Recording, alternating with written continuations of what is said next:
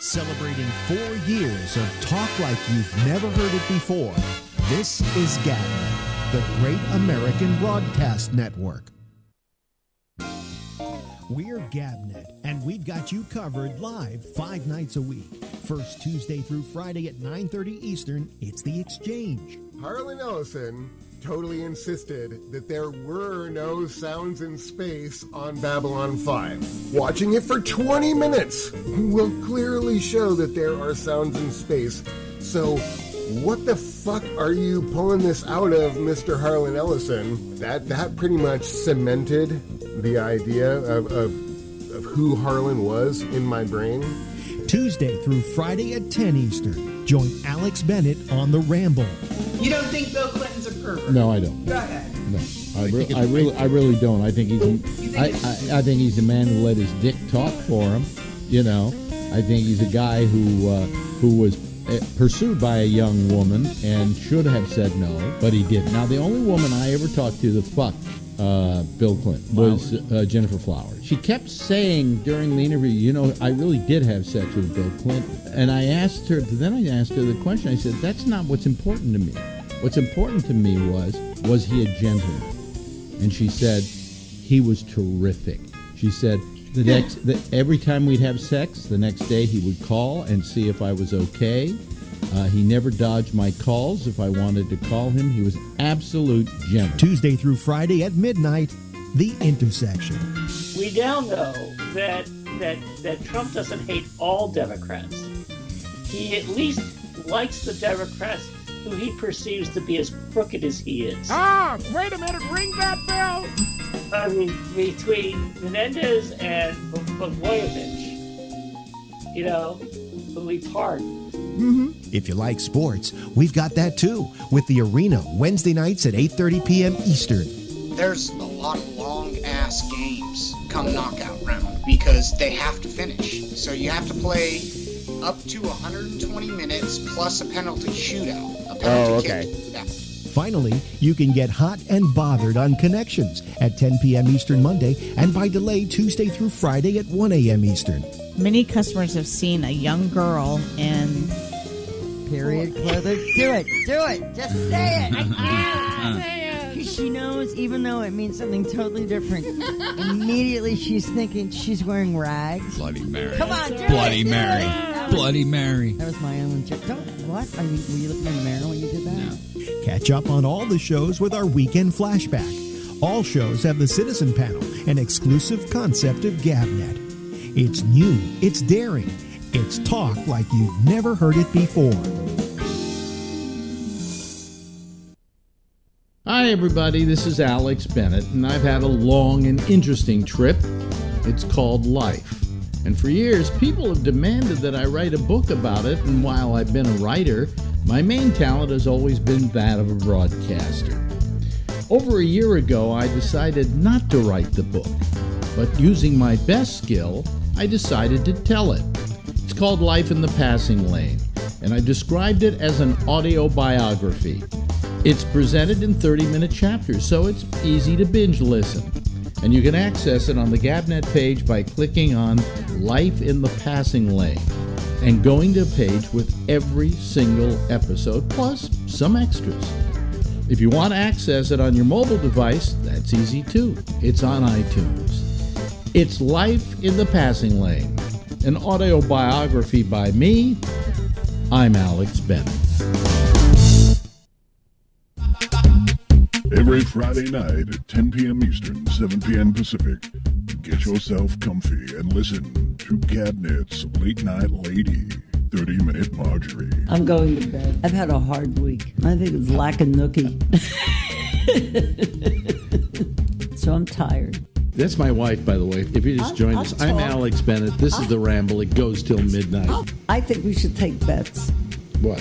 What time I'm going to fall asleep. On tonight's show? Yeah, all bets. I'm saying you'll make it through the first half hour. I'm usually good for half an hour. It's after the half an hour that... Last week, before the half hour was over, you were falling asleep while I was talking to you. That's not true. That's true. That's not true. It's true. How could I talk back to you if I'm asleep? 30-Minute Marjorie is not an official program on the Great American Broadcast Network, a tune-in partner. The length of Marjorie's appearance will vary on each and every Friday night, depending on how tired she is. Celebrating 4 years of talk like you've never heard it before. This is GABNET, the Great American Broadcast Network.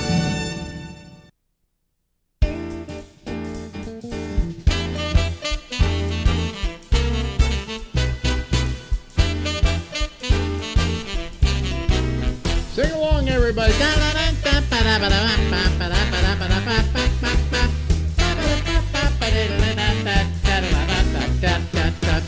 Hey, everybody. It's me. It's Alex. And we're going to be here. We'll be here until, 10:30. Don't yell into the microphone. You just overmodulated. 10:30. I'll be here until midnight. Not She'll me. only be here till 10:30. Actually, 24 minutes from now. 24 minutes from right now. Actually, you're bigger than I am tonight. Want me to roll back? No, don't. No, if you roll back, yeah, but then they can't hear you. So What? They can't hear you. What did you say? They can't hear you. I'll roll up. Yeah, but if I do the split screen, well, We're fine. we'll be okay. Sit up. Yeah, There you sit up. go. Anyway, I don't know. It's warm in here, and yet there's cool coming It's out coming. of the air It's conditioner. coming. It is. Yeah, if you put your hand up there, it's cool. Yeah. Would you go over to the louvers over there and just point them a little I bit did. down directly No, towards they should us? go up, and then the fan brings everything down. Oh, really? Yeah, they should face up. Phew, boy, I think when it gets about 5 inches away from that thing, and it's pretty cool out there tonight, so I don't know. I give up on the... And I don't want to get another air conditioner. Here's the reason why. Let me explain why I don't want to... Let me turn up the... Alex, please volume. explain why we can't have another air conditioner. I can't get enough because the only ones Please. they have at Costco are 8,000 BTU, and this is 5,000. I'm worried that an 8,000 would blow the fuse. Probably blow the apartment. Yeah, although I can run that one and the one in the other rooms. I don't know. Maybe I can get an 8,000. And I'll Get be an fine. electrician and ask him. That's what Yeah, right. You know how much electricians charge? Just to ask. Just to ask, an electrician will charge you a fortune. You're not telling them that you're giving them the job. You just want to know what. Why do you always play around with my wires? Because everything's sitting right here. Yeah, that's right. You know why? Because I work right here. Well, you're grouchy. Yeah, I'm grouchy, god damn it. You're watching that fucking Aristocrats? It's over. It's all over? Yeah. The whole series? Yep. Gone? Yep. Dead? Ended at the Irish Rebellion. First she said she was watching the Aristocrats, and I thought it was the Penn Jillette film. I saw that many times. Yeah, and then I thought it was maybe a live version of a Disney film, the Aristocats. But no. It was the Aristocrats. This is about the Aristocrats. Yeah. It's good. I don't know, either that or some machine is hotter than it's been in a long time. Well, all of this is heat. I know. I mean, know. all of it. I'm trying to think, what could I turn off here? And I need everything that's Which going. is stuff that you could put to sleep at, I could turn yours off. Put it to sleep. Well, no, but that doesn't necessarily cool it down. I don't know. I give up. I got to tell you something. I solved a major problem. Which problem is that, Alex?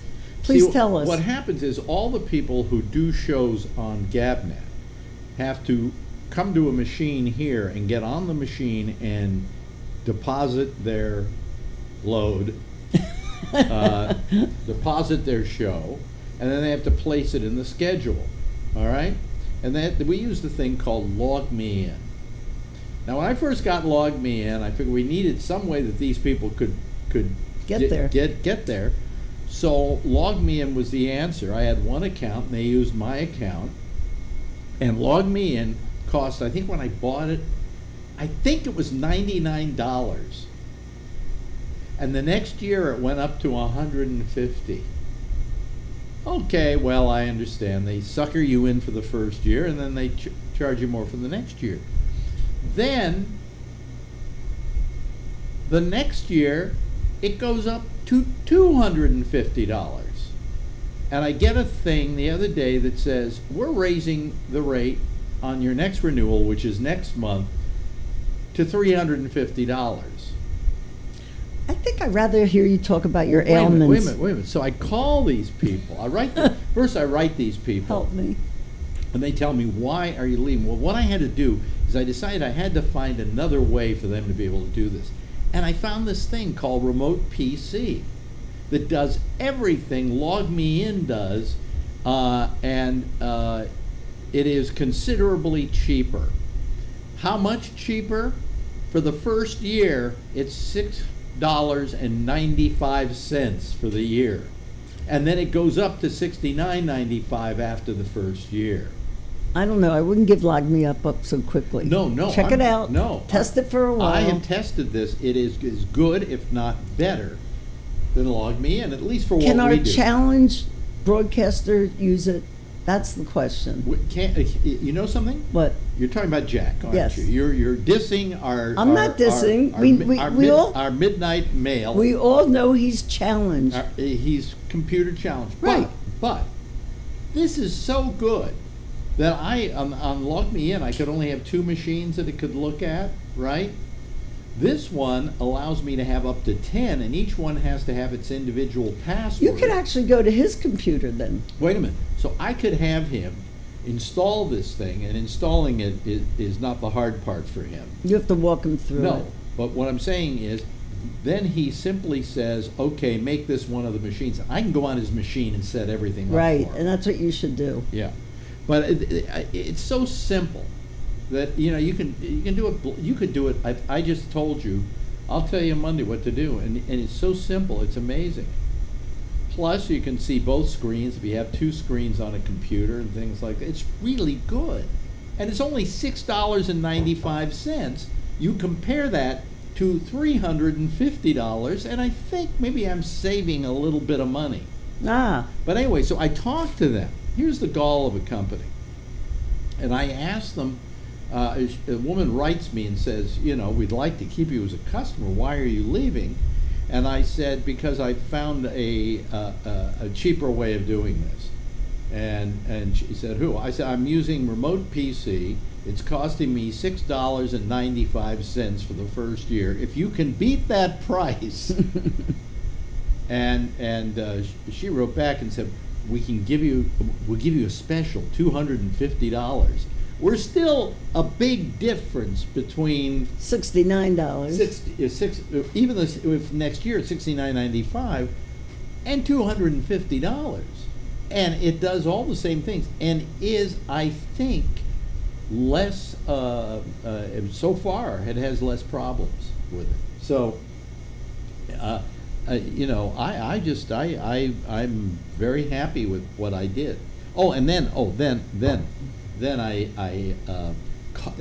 want to make sure then they send me a thing. They say, well, your renewal is going to automatically renew. Now, I never signed up for automatically renewal, but they send you a letter saying, we're just going to assume that if you don't stop it, right, you're going to want to renew. That's the way Consumer Reports is with me. Oh, really? It's like automatic. Yeah, you never signed a thing. It just happens. We'll automatically renew, and then if you want to automatically renew, you can't just go onto this site and go, take me off. I want to disable my account. You have to call them. Of course.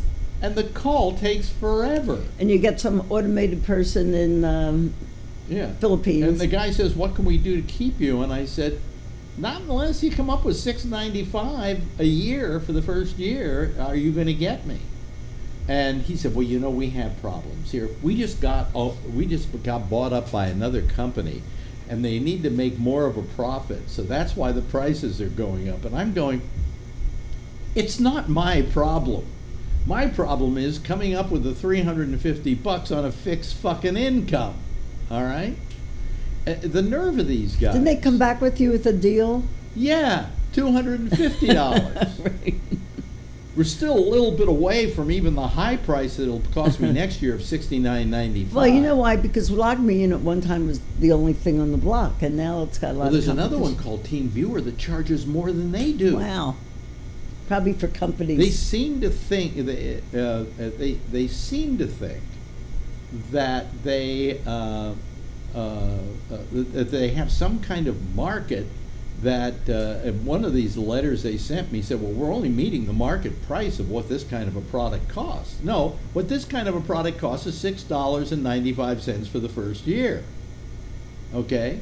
And I'm sure at that, the company that sold it to me, Remote PC, go get it, Remote PC. I've got all my machines, every one of my machines I can get to from my iPad. There's an app. And it's so fucking easy. I showed you. It's ridiculous. You know. So I can get onto all of them and so on. And I had one little problem tonight I couldn't figure out, but then I rebooted a machine and it was fine. Not the machine it was trying to go to, but And these guys who bought what? Nothing. I'm just listening. Wait. These guys who bought Log Me In own another company called Go to PC. Have you heard of Go to PC? Oh, that's been around for years. Yeah, they're that company. They're the ones that bought it, and I guess they just felt, we've underpriced ourselves. We've got these people hooked on this. No, you haven't got them hooked. All they have to do is go online and say, okay, remote desktop programs. Listen, I could even do it cheaper because Google Chrome, you can make your Google Chrome go to desktops, but it was a little more complicated, and I want something simple for Jack. Jack, are you listening? Listen, this is so simple.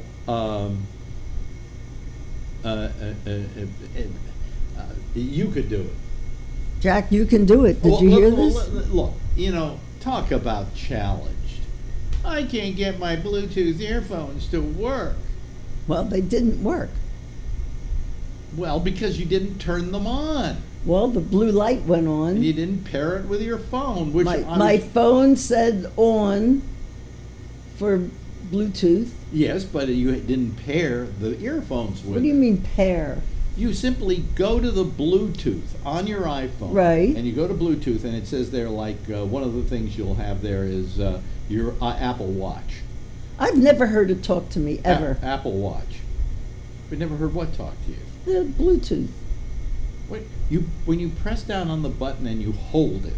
Oh, you hold it. Yes. Then it says Bluetooth is activated or on or whatever. And then the next thing it says is you're hooked up to your phone. Whatever. You're hooked up to whatever. But what you didn't do is you didn't go to Bluetooth, and then wait for the thing which is Q30 to come up, and then Q30. I'm not looking at anything. Well, it's paired now, so now you should be able to use it. But when you say when Q30 comes up, what am I supposed to be looking at? Look, I'll show you. Right I'm looking at my phone. You didn't say that I'm looking at my phone. Am I not explaining this right? See, what happens is you go to Bluetooth. See, folks, Bluetooth. And you go to Bluetooth, and it's turn it on. And then see, there's Apple Watch, and what's below it? I don't have my glasses on. What does it say below it? What does it say below it? I can't see my glasses. What does it say below it? Let me get my glasses. Alex's Apple Watch and Q30. What's Q30? So Q30 is your Bluetooth earphones. Oh. And you just click on that to make sure they're connected. Well, you never told me that. I was just doing it through the earphone. Okay, well, what would you do if I were not here? If you were not here, I'd go back to basic cable. I swear I would go back to basic cable. That's it. Really? Yeah. You're that challenged. I've become challenged since I met you. No, you become lazy. No, I've given that job to you. Alex, the TV, the sound doesn't work. All of a sudden, the sound went out. 8 billion fucking times, folks, I have told this woman, when the sound goes out, it's a little something with that television set. Just turn it off and turn it back on, and the sound will be there. It did come back. Yeah, but you don't remember to do that. No, you have to come into the bedroom in the other room where I'm doing something. Where he's playing a game. Where I'm jerking off or something. something. And you have to ask, Alex, I don't get the sound. I'm not going to do it ever again. Next time you don't get sound, you're going to have to figure it out. Oh, okay. I'll remember that one. What do you mean? I'll remember it. And by the way, you know what else she won't do? And it bothers me. Here it goes. You don't eat anything I make. That's not true. No. I eat your You eat my yeah. What was that? Are you wetting your pants now? She has a little leakage problem when she laughs. Oh, getting old sucks. Huh? Getting old sucks. Are you leaking? No, I'm not leaking. Oh, okay. Well, you will be. He does make me laugh. No, wait a minute. What were you laughing about? Those hot dogs we make when it's a night we don't feel like actually cooking. But I've come up now with a chicken marsala, which is very good. You had a little bit tonight. You have to admit it tastes good. It tasted okay. What do you mean okay? It was okay. It was yummy. I'm not big on white meat. You're not big on white meat. Yeah. Anyway. Make thighs the next time. I know, I don't make thighs. You'll eat what I make. I mean, if you make a dinner. Do I suddenly make a dinner you make a dinner and we have guests over, you make a dinner and you make something. Do I go, well, I'm sorry, I don't want any? Oh, how many times have I had to make you a little salad while we all ate a dinner? Well, no. That was when I was on the diet. And I had to stick to that, But there was always something that you made that I dealt with, But I mean, you just don't eat. When I make food, it's not good enough. I didn't say it wasn't good enough. I have to be a pretty damn good cook. I ate before. Do I not make a great beef bourguignon? I think your chicken breasts were better than the beef bourguignon. No, they weren't. Yes, it was. The beef bourguignon was delicious. It tasted just like up at the restaurant we always go to where I get the beef bourguignon. You know what the problem is? You don't taste your stuff. I taste it. No, you don't. Yes, I do. You don't correct it. I don't need to correct it. It's perfect.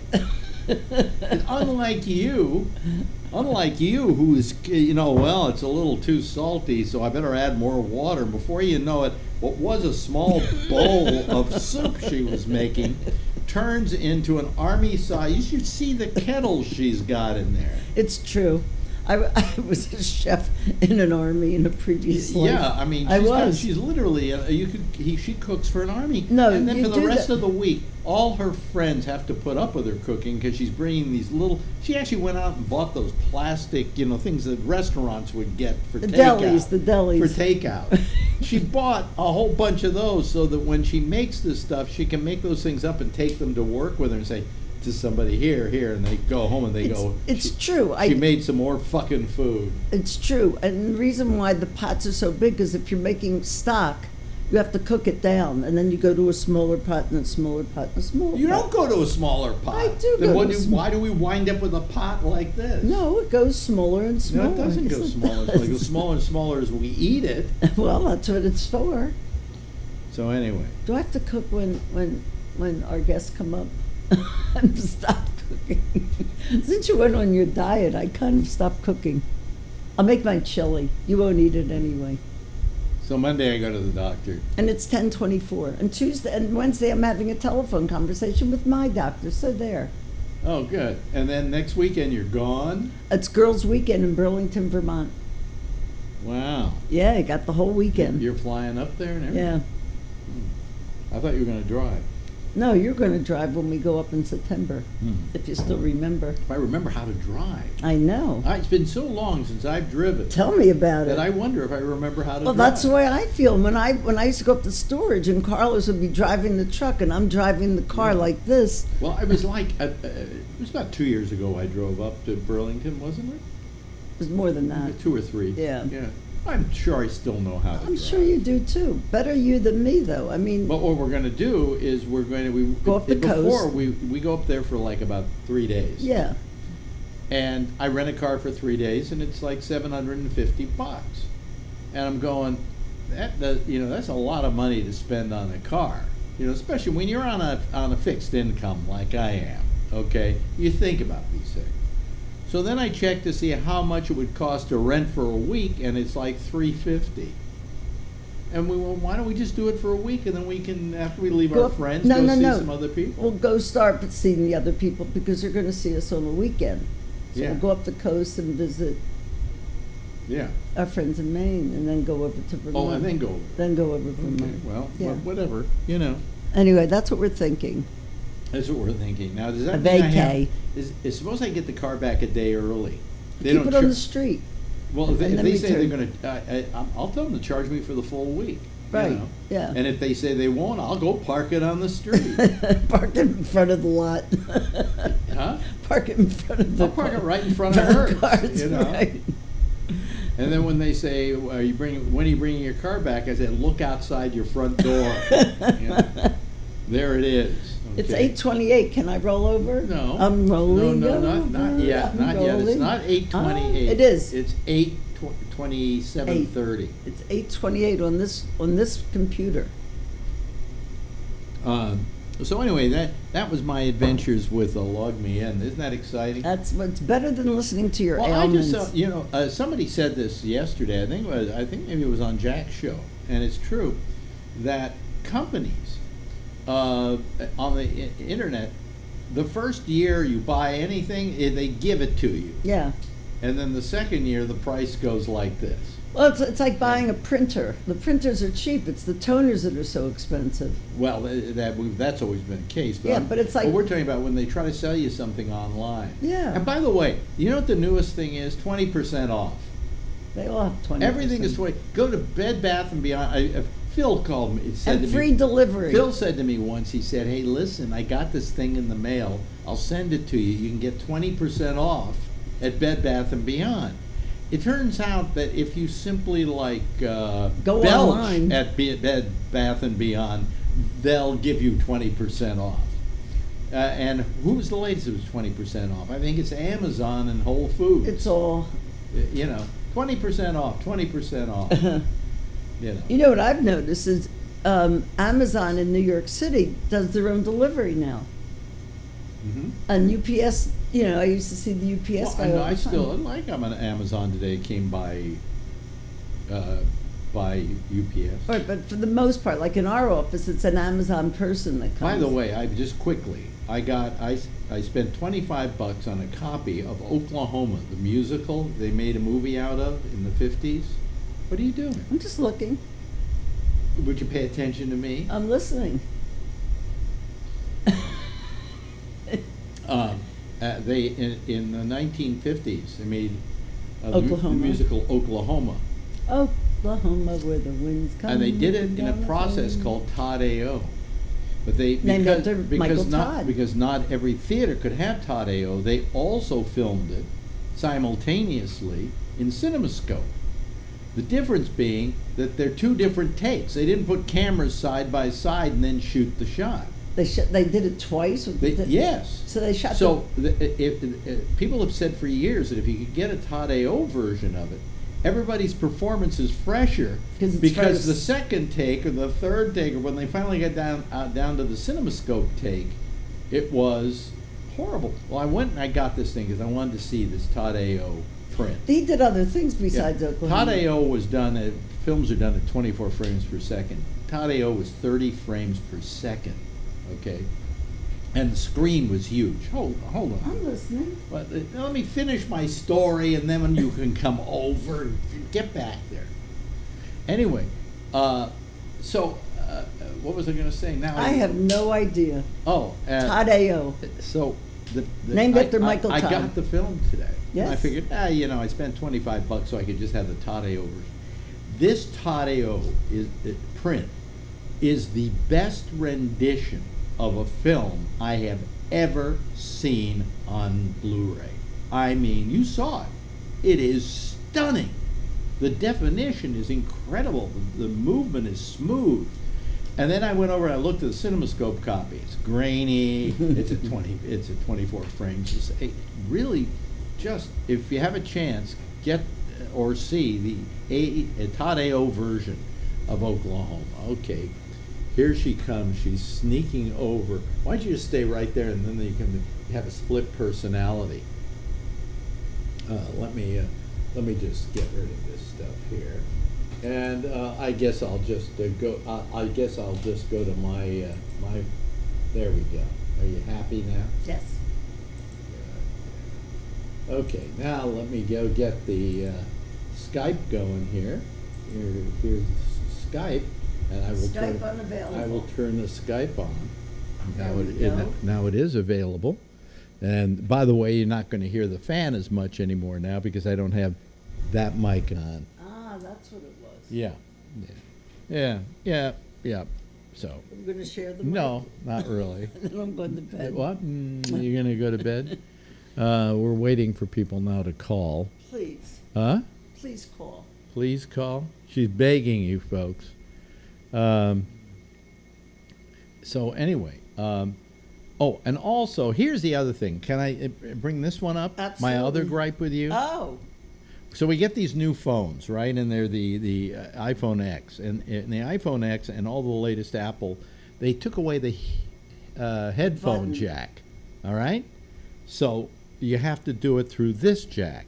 Now, if you got a pair of the older earphones with a mini jack, they give you a little thing like this. Oh, there's Kevin. Hold on a second. Hey, Kevin.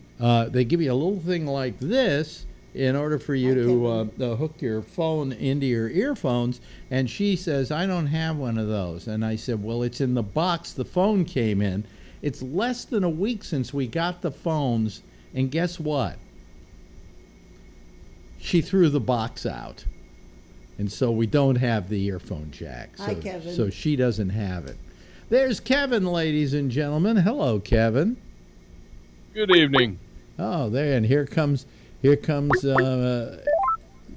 I was calling you first because your microphone, that fan was really screwing your audio up. What? That fan was really screwing up your audio. We could barely hear you. Were you yelling at you on the chat there? Oh, really? Oh, really? See, it sounded like you were in another room and Marjorie's mic was pretty loud. Oh, really? I mean, it was louder than yours was. Visit you the next time. We should do the whole thing here. No. Yes. No. Yes. No. You should be sitting on Marjorie's lap. That's what should be, or vice versa. Wait a minute. Go over there for just 1 second. No. Go over there for 1 second. I just want to test it. Maybe I had the mic up too loud. Sound check. Or blowing on the mic or something. That's what it sounded like. Blowing on the mic. How do I sound now? How does it sound? Better? How does it sound now? You can hear the rumble. Yeah. There's a rumble. It's not as bad as it was earlier because you pulled the mic closer to you. I might have had her mic up too high. You did have it up high. It could be because we could hear her better, but there was a definite rumble and we could barely hear you. I thought yours was off. If you people out there in the audience were bothered by that, I don't know. Phil, I think Phil had his heart attack. No. Here he is. There he is. He's still standing. He's alive tonight. Huh? He's What? alive! Well, not entirely. Phil, as we all know, had a stent put in his artery. Yeah. In your heart or whatever. Yeah. And, Aorta? The age one? You could translate this. I was texting a buddy of mine when the doctor was telling me what the problem was. One of them is the Widowmaker, which is the, let me see what that's called, the L. There's one that starts with an R and there's one that starts with an L. They use acronyms for everything. Wait a minute. Do you have the Widowmaker? That's the one that's 100% clogged. Oh, my God. It's the Widowmaker. That's why they call it the Widowmaker. Hi, Rob. Welcome Hi, Rob. to another edition of Alex's Waiting Room. How's it going? That's why they call it the Widowmaker. Yeah. Yeah. Yeah, so anyway, there was one artery, I believe it was in the front. That one, it was 70% blocked, and they put a stent in it. A stent? Stent. A stent is something you do in the Army. Yeah, do a stint. Yeah. And then this other one, I guess, was 100% clogged. So they couldn't get the dye past it, and they don't know if there's another clog beyond it. So what they have to do is a much more advanced machine where they put a camera up one artery, with the dye, Mhm. and then the other artery is the working artery, and it's called a staged stent placement. Mhm. And they'll put a stent in, put more dye in, so they can get past the next blockage. If it's not 100%, then what that allows them to do is to see what's going on. Well, wait a minute. Let's try and analyze whether you have a heart problem or not, okay? And we'll just do it with a simple test. Boo! Okay. You just killed everybody. They give you a take-home defibrillator. Yeah, it's called my Kaiser card. Yeah. So do they figure you will live until they get the rest of this done? Well, if I don't, then I've already paid my my monthly subscription, so they'll be dollars ahead. Yeah. Hey, I meant to ask you, If we kill him by Tuesday, he'll be ahead of the game. Yeah, right. Yeah. how was your deal at the foot doctor or the? I'm going to the foot doctor on Monday. The neurologist. The neurologist. Neurologist. Yeah. Yeah. Oh, Yeah. That's Monday? Yeah. Sister over here says to me, so don't you go to a neurologist already? And I said, no, that's a urologist. Mm-hmm. And then I began to realize that the difference between a neurologist and a urologist is an N. Yes. You booked with the wrong guy? No, I have a urologist already. Who you like? Well, I like him. He's better than the rest. Urologists, by and large, are horrible, miserable human beings. But, Well, they says MD after their name. Maybe you can look at your it foot. stands for me, doctor. Yeah. Me too. Probably another $100 a visit. Yeah, Yeah. exactly. Oh, well, no, this guy, the urologist, what he does, he's got his little magic wand.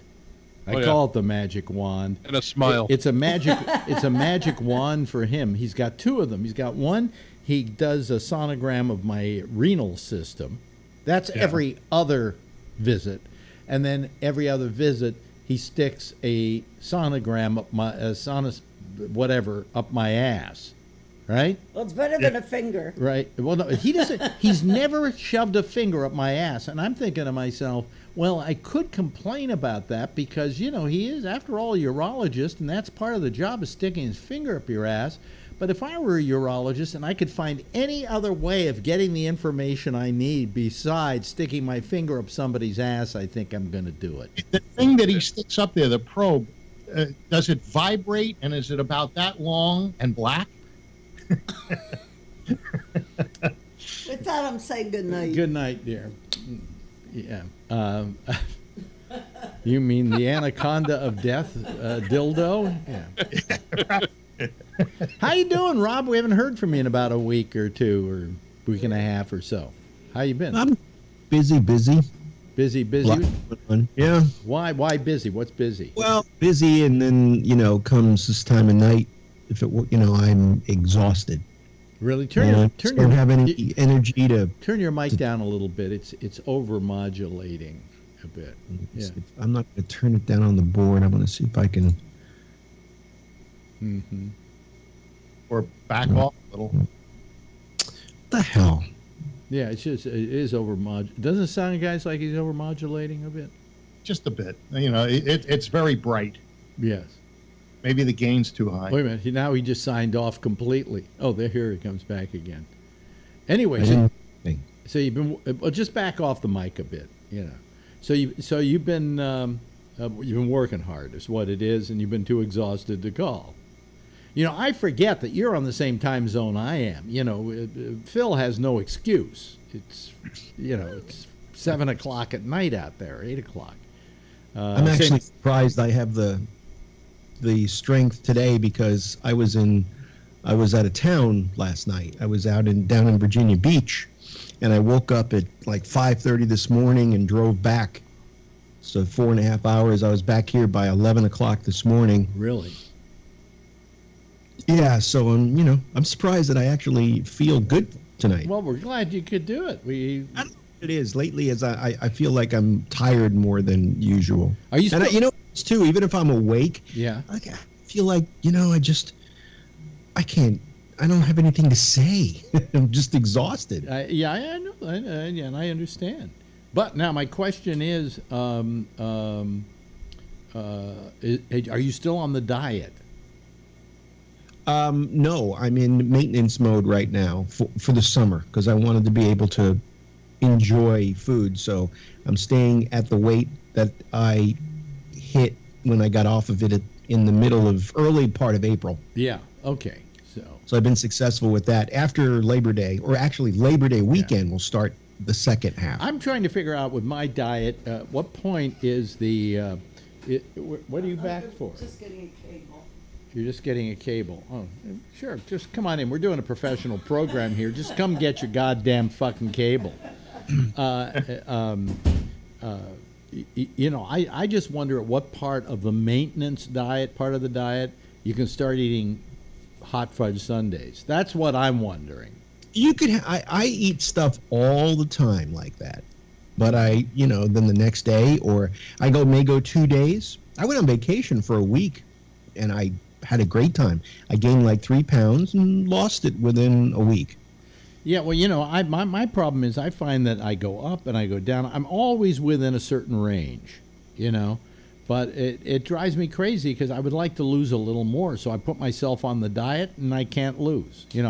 Part of it is I'm working out every day too. You probably gain some muscle. Yeah. My days of dieting and eating things that I shouldn't eat have changed drastically. I'm going to learn to like fish, chicken, and salad. And too much fish. You eat too much fish, you're going to wind up with problems as well. Well, it depends on the kind of fish you eat. I don't care what kind of fish you eat. You got to be careful of the mercury content in fish. Yeah.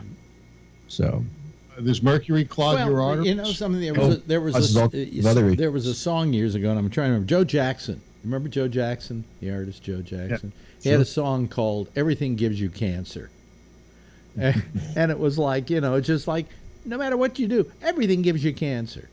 And do you know they just found out now?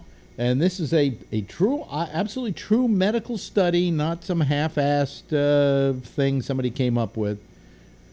4 cups of coffee a day will help save your heart.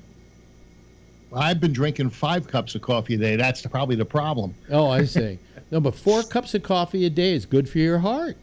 Are those? Have you heard this? They'll change it next week. They always. Oops. What happened to Kevin right in the middle of talking to us? Jeff, have you heard this about coffee? No, just the story that I get is no coffee for you. Really? Every week it's something else. I've been, off coffee.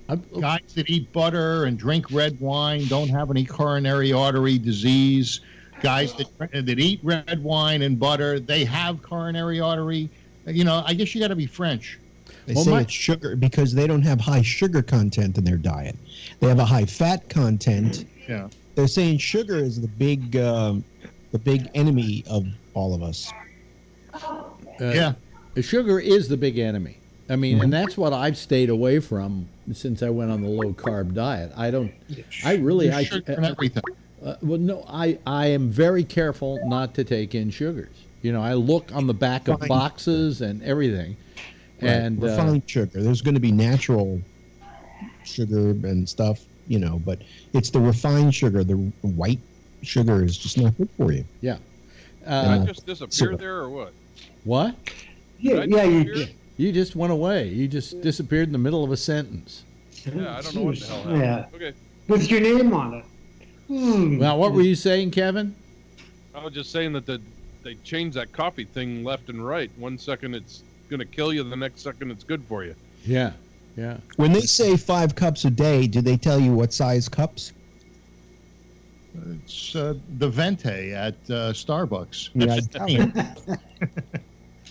it's probably a 5-ounce cup. Yeah. Well, then lots of sugar, right? Espresso.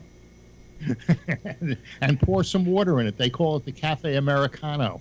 Well, let's see. Instead of sugar in coffee, I use stevia, which is kind of a form of sugar, but it's non-metabolized. It doesn't metabolize in your system. Yeah. The but problem with that, though, is all of the artificial sweeteners, while like it's not as maybe unhealthy, it fools your system into thinking it's real sugar, and you don't lose weight. Really? I've not found that to be the case. Well, that's what that's one of the studies that I read, that they say that if you're having trouble losing weight, stop the artificial sweeteners too, and you'll see. Really? Mm-hmm. Huh. Well, that I'm sorry. There's only so far I'm going. Okay. I mean, how many years more do I have to live? Should I spend them denying myself everything? Well, I agree with you, actually. You want to be here and eat celery every day? Yeah. Now, is that a life? Yeah. Now, I mean, if I were Phil's age, I think I would want to make sure I don't drop dead of the widowmaker, and that I take care of myself. But right now, I mean, I went to my doctor this year, and he he's a cardiologist. Among other things, he gives me a echocardiogram, and I took it home. They're usually very expensive. No, he gave me an echocardiogram, and it worked out just perfectly. I mean, he checked the.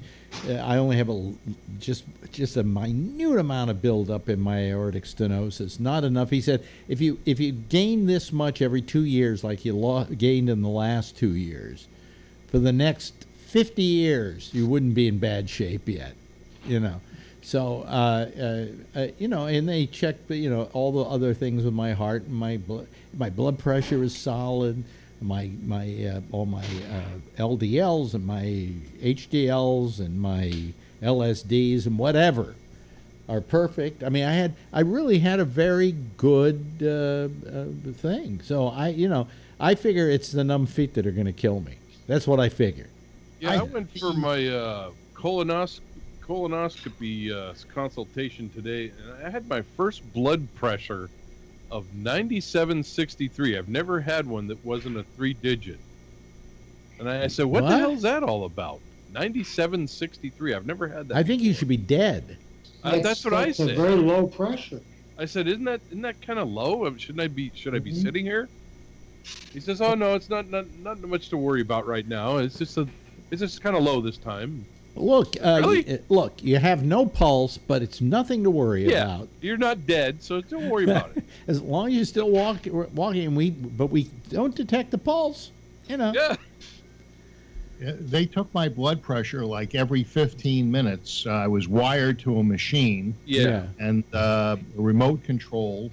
And every 15 minutes. I was doing great until this morning. I got up, went to the bathroom, and the machine took my blood pressure, and that was the first time it was over 140. Wow. 120. And so have they told you, like, when are you going in for the rest of this stuff? Because of the blood in the urine thing, I have to do a CT Oh, that's scan. another thing. A blood in the urine, right? Yeah. What's now I'm on Plavix, which is a blood thinner. No, that's a Jerry Lewis drug. Yeah. Plavix. Plavix. Lady. Plavix. Yeah. Do you know what the favorite Jerry Lewis vitamin is? Riboflavin. Yes. Yes. You should try to do some more Jerry Lewis once in a while. It suits you. Yeah, it does. Yeah. He's dead. How's that for an impression? But anyway, I mean, so you have a little blood in your urine, so they're going to give you a CAT scan for that? I don't get it. CT scan, yeah. They want to, and then cystoscopy. They want to make sure that there isn't an issue with my bladder due to the operation, that maybe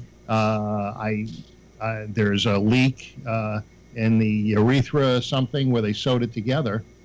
And so they want to make sure that I don't need another operation. Oh, God. It never stops. This is kind of like going to the repair shop and having the guy say, well, you wanted us to put in a new hose, but while we were looking at the hose, we noticed your engine needs to be replaced. That's right. It's called nickel and diming you to death. That's Yeah. what happens with your cars when they get really old. They nickel and dime you to death. That's why you sell it and get a new one. Yeah, that's right. So anyway, they want to check that out, but I think it was I think it was just a one-time occurrence because I had a they checked it before and it wasn't an issue. I just pushed too hard. Well, no, I think it may have something to do with the prostate removal and that operation, and it's causing a little bit of blood here and there. And you know, I'm not worried about your blood in the urine. If they've checked your bladder once before and you didn't have any cancer in there. Yeah, well, they did. And so what the situation is the guy just wants to cross his T's with the urologist. Here's what gets me, though. Here's what gets me with all of them. It's what I was saying before. You know, with my urologist, he sticks these probes up my ass once every other visit, and once every other visit, he wands me with his, thing to see my kidneys and so on and so forth. And I had this one other urologist who, every time he found blood in my urine, which I've had for the last 15 years, except for this last checkup, I didn't have blood. He would keep giving me cystoscopies, one of which got infected. Yeah. I don't know. He probably forgot to wash his hands before he used the snake of death that he shoves up your dick. Yeah, they I was a little surprised that they stuck a wire into my heart instead of a wooden stake. Yeah. Yeah. Well, we were hoping for the wooden stake. Yeah. No, she says, you want to open the curtains? I said, no, I usually don't go out at night. During the day, Yeah. By the way, your boy last night gave a speech, I think, somewhere. Rousing speech. A rousing speech, and had to bring up Elizabeth Warren and make fun of her Indian heritage. Oh, you mean Pocahontas? See? Yeah. Well, the word on the street is most of his supporters wish that he stayed away from the Me Too thing and the Pocahontas, but he's entertaining his crowd. You know what I noticed he thinks he is when he's up there now? He thinks he's a stand-up comic. Yeah. So did Obama. Huh? No, Obama never thought he was a stand-up comic. Obama was funny, though. Obama was a funny guy. In casual interviews, he was very good. Yeah. I saw him on that Between Two Ferns. Yeah. He was great. Yeah. By the way, so Rob, have you been following the news at all, or have you been trying to avoid it? I have tuned out. Fatigue. I can't even listen. I can't watch. I can't listen. The only reason why I check in with it now is because we do this show and we come on here and I have to have something to talk about, right? And that's another reason why I don't get on as much, because I get a headache from it. You know what I found I'm getting to really like? CNN. And I'll tell you why. I find that they are the most even-handed of any of the networks. You find that, Kevin? Yep. It's not like, over at MSNBC, everybody is out to bash Trump and to tout whatever.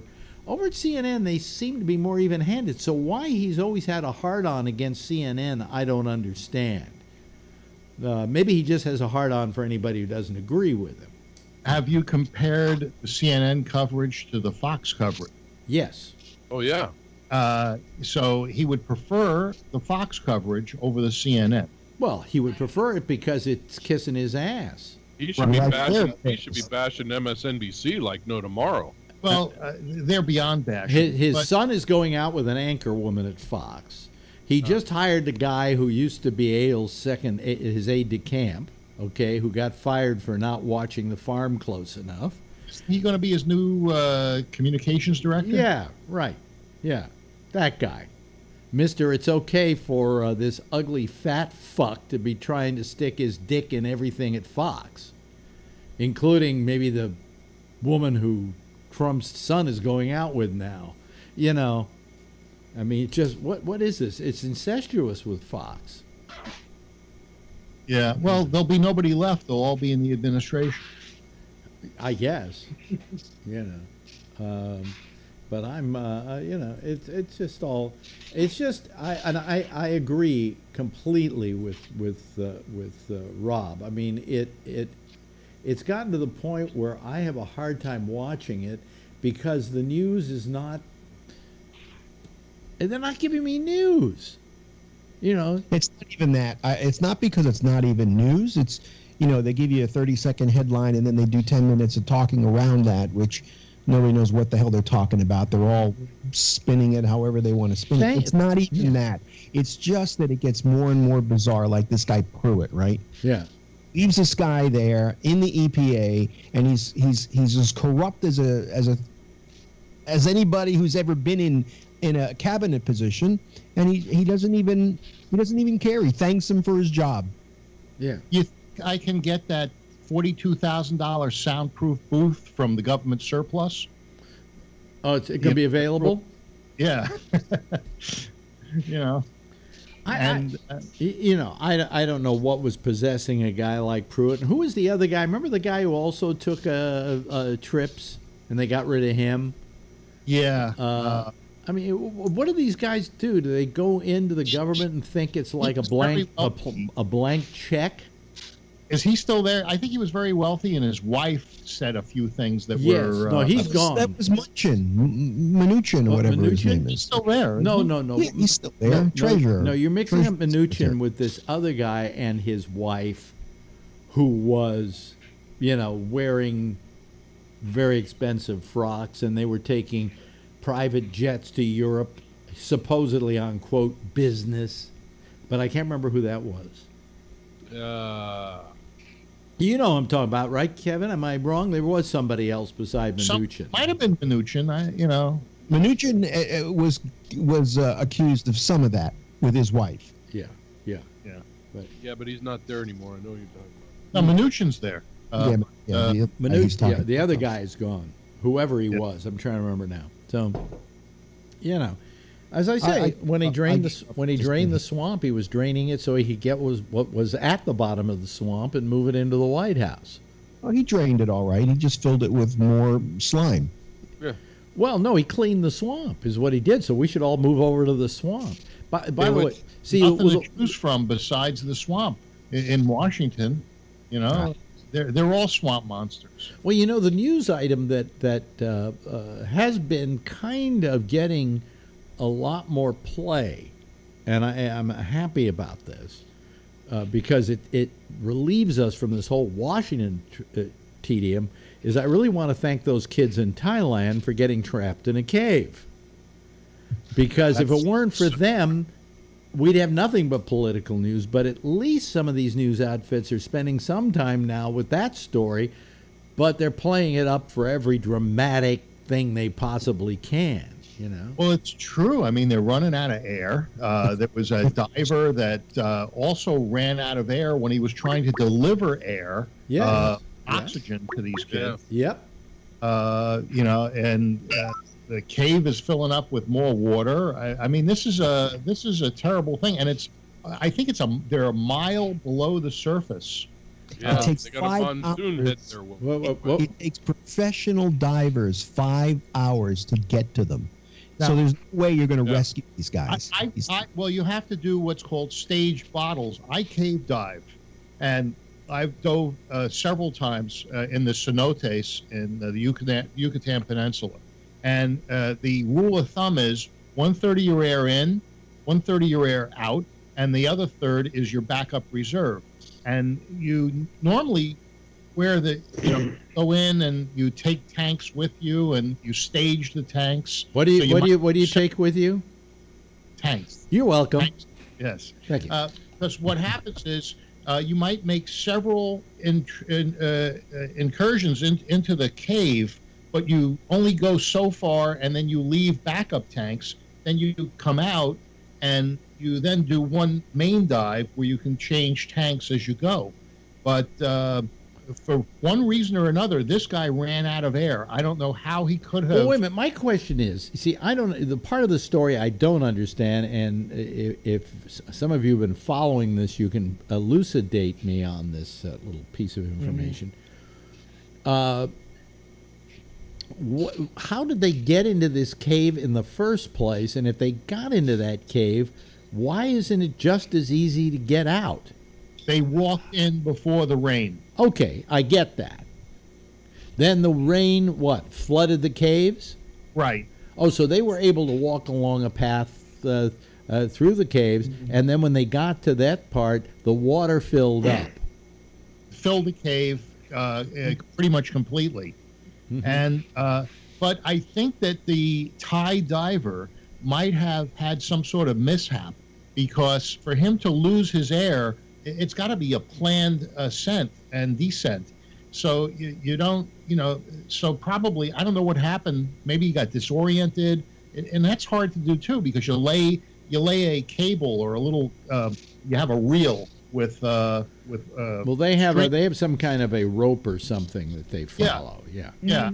I have one of those. So if I'm actually going into a cave, I usually only go into caves that have already got the string there, and the line is there for show. Yeah. But and is what you follow. But if you silt out and it's all mud and you can't see, there's no visibility, and they're going 5 hours of that to get to the kids. So it's a 10-hour round trip. Right. And what he was bringing to the kids was oxygen tanks. Well, plus that environment's probably changing all the time when they're pumping water out and then there's water coming in. It's probably changing all the time. On the 4th, they were actually mistakenly pumping water in. And not say that. Shit. Yeah, but in the water they're pumping out now, they're pumping out several million gallons a day. I mean, it's an enormous Musk amount. Is saying that he wants to get involved and coming up with some way of getting the water out. Yeah. But hello, Patrick. Have you been following the Thailand kids? Yeah, it's fucked up. No shit. I love the way you parse your words carefully. I take the 25-year-old coach with all 12 and 13-year-old kids. He's gonna, if they get out of there, he's gonna have to answer some questions as to how he let them get in there, why he let that happen. Well, if in fact it was like he's going to get a new job. If it were in fact like a flash flood or something like that, that's not something he could predict. Yeah, but I mean, just going there, putting it in a way like that, he could have said, "No, we're not going to do that." I think that once the water came in, they had to go further in to escape the water. Yeah. Yes, Patrick. The biggest question I would have for him is, you live here, you know it's the rain season. What did you think was going to happen? I mean, I know with my grandpa, he fought over in the Pacific during World War II, and he said it was either hot as fuck, or if it was the rain season, it was miserable either way. And you know when monsoons are coming. And that's the part that I don't get with the coach and those kids. I could see a couple of the kids wandering into the cave being kids, and the coach saying, you know what, we don't want to risk it. We know what time of year it is. Let's just head back out. It just, and, you know, in that part of the world, the rain, just like in Florida, if you've been to Florida, the sky can open up in the afternoon, and for 5 minutes, it will just downpour like hell, and then it'll stop. Well, it's as unpredictable over in Asia the same way during the rain season. Only it doesn't. It just rains and rains and rains. It's a rainforest. Hey, Patrick, do you know if that soccer team won or lost their game? They lost now. Yeah, they lost now. Yeah. Yeah. I mean, so that would be the only, not the only, but that would be the first question I would have for that. Is, do you live here? You know, I wonder about this story. You know, this story has really caught fire. I mean, it has an emotional impact, so that's why the news people do it. And they play it all the way for all the weight of its emotional impact. But if this happened, say, in a different country, let's say it happened in North Korea, would we give a shit? No. Or is it because Thailand is so neutral in its place in the world that we can somehow invest our emotions in them? Yes, Patrick. I'm guessing we would. We would have the interest in it. The difference would be, would they allow any outside help? And Thailand's allowing everybody. Yeah. No, there are Americans there. Yeah. Yeah. But that's my point, is if it was North Korea, I'm guessing European countries, other Asian countries would want to help, but would North Korea allow it? If they were trapped in a cave in North Korea, that would be a lifestyle improvement. Okay. Yeah. Well, pause for a laugh here. Okay, now on to Jeff. Yeah, tighten that up a little. Okay. Yeah, tighten it up. We'll get back to you on that. The joke doctor is in, and we'll figure it out for you. Yes, Jeff.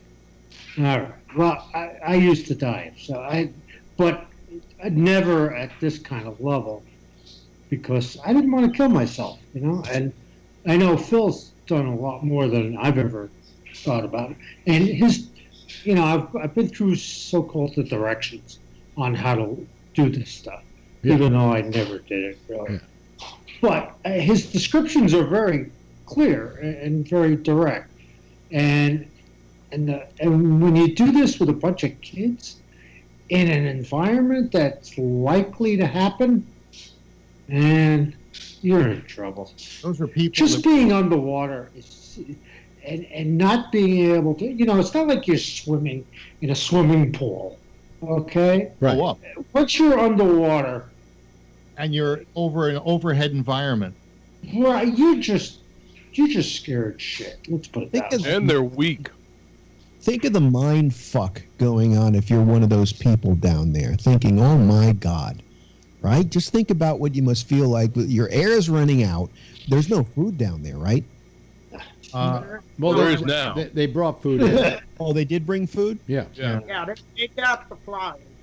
That's what the SEALs were doing as well. They were bringing oxygen. They were bringing some masks, I guess, to try to, if they're going to teach the kids how to fucking do this, but food was also part of it, and water, so that they actually had sustenance.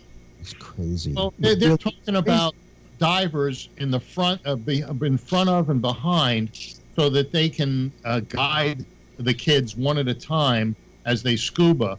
And you can teach somebody in 2 hours how to use a regulator in a pool, and some people will never learn. Well, if your life depends on it, learn. Well, that's motivation is a good thing, but but there's certain people that are naturally good at it.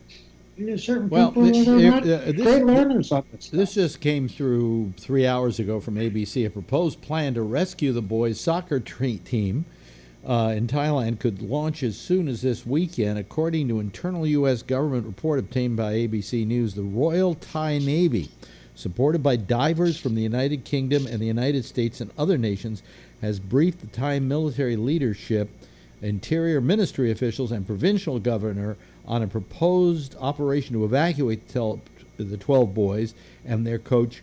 What they're going to do is a thing called buddy diving.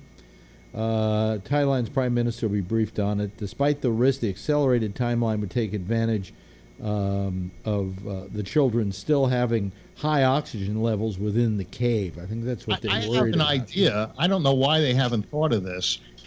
You can have a pod that is actually a scuba unit that if you put the kid in this one-person pod, you can pull the pod behind you, and the scuba unit would be in there. And, there's different ways of using scuba. You can have a full face mask, which allows the air and communication and things like that. So why couldn't the pod just be one scuba unit, self-contained, and you put the kid in there? They're 11 years old. They can't be that big. And they look pretty skinny to me. And then you just pull them through. I just one at a time. I just don't see why they can't do that. as long as the pod is small enough to fit through. Phil, while I think that it's admirable that you've come up with an idea here, don't you think they've already thought that one out and discarded it? The only problem with the pod is controlling the buoyancy, but I think that they'd be able to control it remotely. Adding air and taking air out of like a bladder. We have something that we dive with called a BCD, or a buoyancy control device, and you put air in it. But what I'm saying is, what you're suggesting is a pod, and that pod would be dragged along through the cave, right? And the fact is, have you seen the inside of that cave? Some pictures. Yeah. What happens when you hit an area where the pod is it can't turn or isn't wide enough or whatever? Does it work in high current too? Well, there's no current in the cave. No, be any current. It looked to me, everything I saw looked like there was a lot of current going on in there. Every time I've dove in a cave, there's never been current. Yeah, but you didn't have a cave that was being filled with water from floods. Caves I dive in are completely filled with water. You're saying the water rushing in. The water is not water that was there 2 weeks ago. Mm-hmm. That's water that has rushed in. That's what I'm saying. It looks like they were working in current water that's got current in it. Yeah. Crazy. Yeah, it is. It's nuts. Yeah. I feel for these kids, but I have, as you know, toxic claustrophobia. That's the only fear I have with his doctor with the feet is not that he's going to tell me that I'm going to die from numb feet or whatever, but that he's going to say, you got to have an MRI. And I will not have an MRI. You will not put me in one of those fucking machines. I can't. I would gone into the cave. I would be screaming like crazy. So, I don't know what I would do if I were one of those kids and I had my claustrophobia.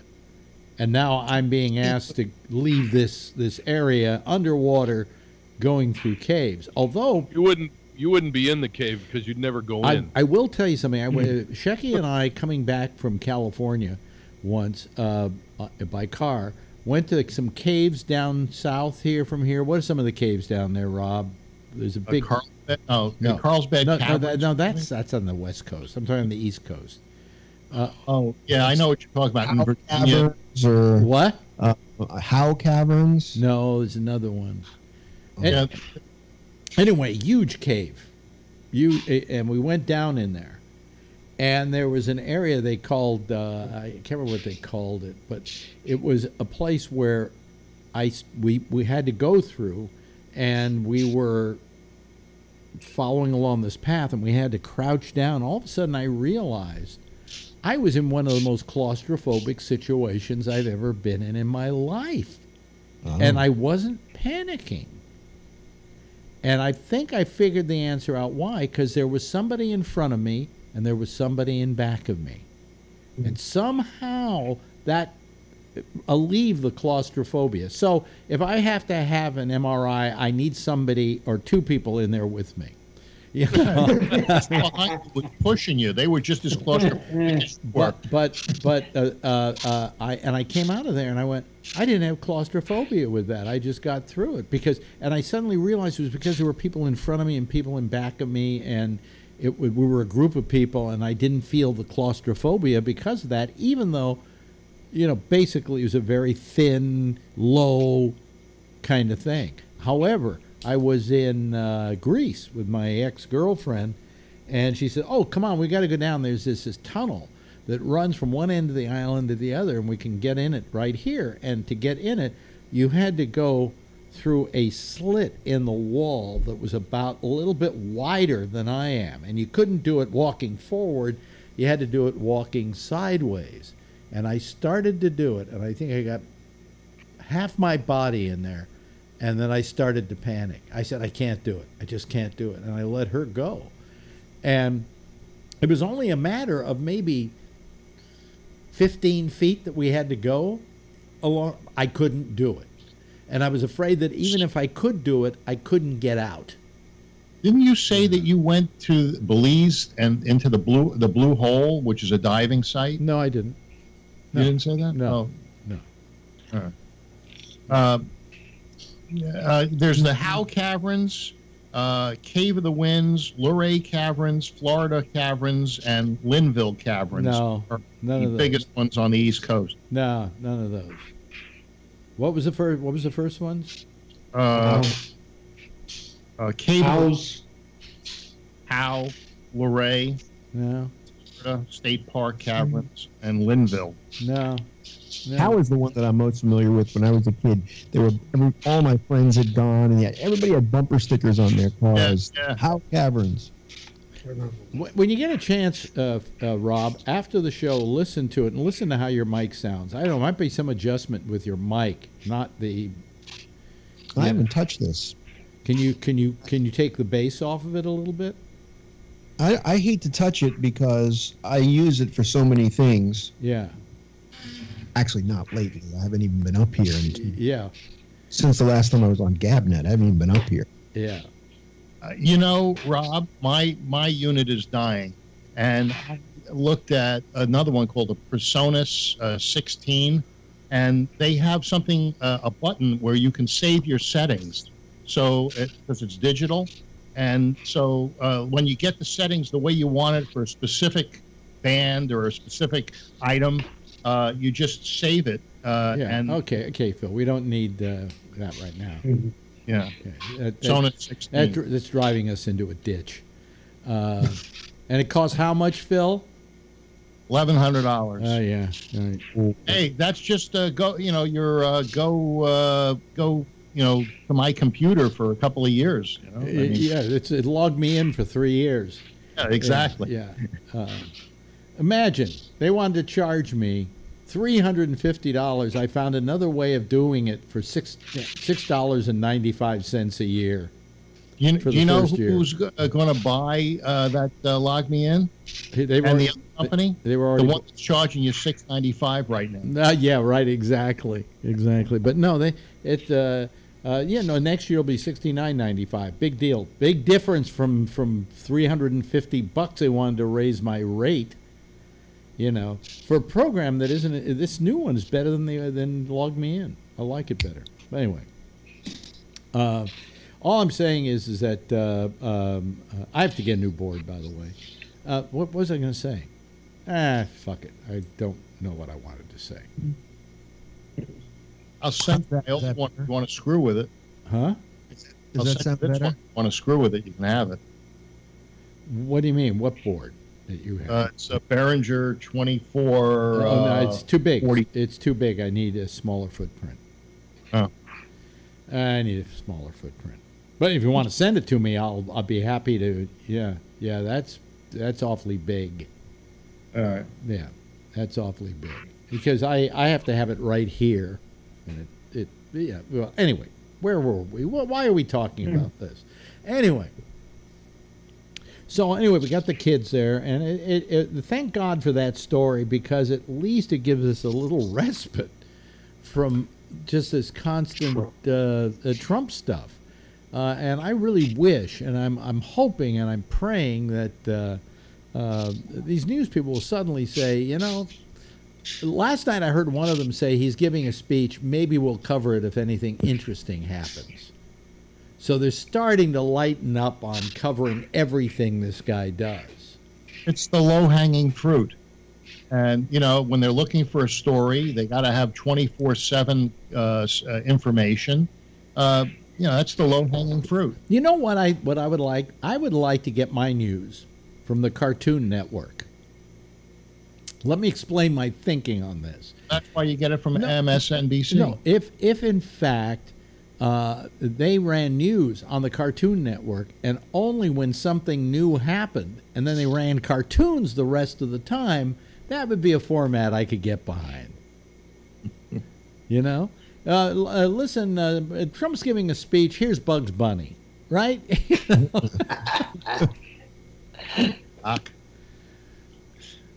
So I mean, it's just amazing to me because what they do with these news people, what they do is they got, as you say, 24/7 to fill up, so they're going to fill with whatever they can find, and if there's no other news, and Elizabeth Warren farts accidentally in public, they're going to go for 5 hours on that. You know? So yeah. But I wonder if there's tomahawk. Does she carry a tomahawk? You know you know what the statement was that she made? Do you know what the statement was she made? Yeah, she ticked a thing that said that she was American Indian on a application. I don't believe that's the story. No, she actually said that her mother said she was part Indian because she had high cheekbones, and that started the whole thing about her saying that she was an Indian. Oh, but I believe she's being accused of using it to gain a leg up, or a little bit of more scalp for an application. I don't know if it was for a school or for a job or something like that. I guess I could Google it. They were talking about checking the other box. Yeah. For her school application. Yeah, and she said American Indian. Because she paid. Yeah, because of a family a tale that she was told, I guess, by her mother. They say supposedly, and he probably wants her to produce all those documents like everybody wants him to produce his taxes. I think he wants her to get a DNA test. Yeah, why don't we see his taxes let's first? See his taxes first. Well, if he get a DNA, he should get a DNA test too. Maybe he should. Well, if he got a DNA test, he'd come up Nazi. Probably have metal in it. Yeah. Traces. By the way, anybody else do the DNA testing here? You want to hear how paranoid I am about these DNA tests? Okay, go ahead. I refuse to do them because I am so paranoid that the government's going to somehow, because who knows how this government is going, fascism and all that. I don't want the government to have access to who and what I am, what my DNA says I am. Well, let's say I kill somebody down the road and they use that DNA to convict me. I don't want to give them, I give away my Fifth Amendment rights by having a test done that's going to tell me. Would you please tell me what's the Fifth Amendment again? Right to not self-incriminate. Not self-incriminate. Okay, so your blood would be self-incriminating, I guess. I don't know. Yeah, well, my DNA would, if let's say I shoot. Well, DNA is also used to exonerate people as well. Yeah, but chances are I'll be guilty. Like when they're doing all the kids, down there in the cages, they're going to take all their DNA like they're doing down there now. They do that to prisoners. Oh, listen, yes, Patrick, and then I got something to tell you about. I saw on TV today. It was not to be believed. Yes, Patrick. Yeah, and I'm exactly the opposite. I give a fuck. I mean, I've had so many surgical procedures and shit where my exactly DNA is all over. I give a flying fuck. Hey, listen, I've left my DNA on dates I went out with. Look what happened to Bill Clinton. I have no fear of the government with that. They're going to get me anyway. Fuck it. Yep. They got blood, DNA, all kinds of crap on me. I don't want to be in their database. But it's not in a database. Oh yeah, it is. Wait a minute. For a moment, let me talk some sense into Rob here for a moment about that, because you're absolutely right. You have every reason to fear what you fear, but have you ever thought about taking yourself off the grid? And you can't. There's no way. So no matter what you give them, a little blood or something, it's nothing compared to the rest of the shit they got on you. But I'm not going to voluntarily give it to them. Yeah. I don't care, $9.99 or whatever. I don't want to be in some database somewhere. But you are already. Yeah, I am, but nobody has, to my knowledge, because we know all the HIPAA stuff. If you're to believe that we still have some level of medical privacy, there is no record of what my DNA is in terms of my heritage. Yeah. But how do you go off the grid? That's my question. I don't know if it's possible. It's almost impossible even to cut your cable, let alone go off the grid. Well, no, because I was thinking, like, let me say for a moment that I had a kid, and now I want to make sure this kid never gets on the grid.